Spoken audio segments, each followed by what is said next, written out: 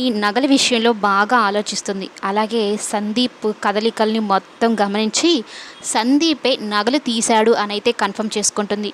అందులోనూ సందీప్ ఆ మల్లేష్‌తో గొడవ పడడం ఇవన్నీ చూసి ఒకసారి మాణిక్యం కూడా డబ్బుల కోసం అన్నట్టే ఆ మల్లేష్‌తో గొడవ పడడం ఇవన్నీ కనుక్కొని మల్లేష్ దగ్గరికి బయలుదేరుతూ ఉంటుంది.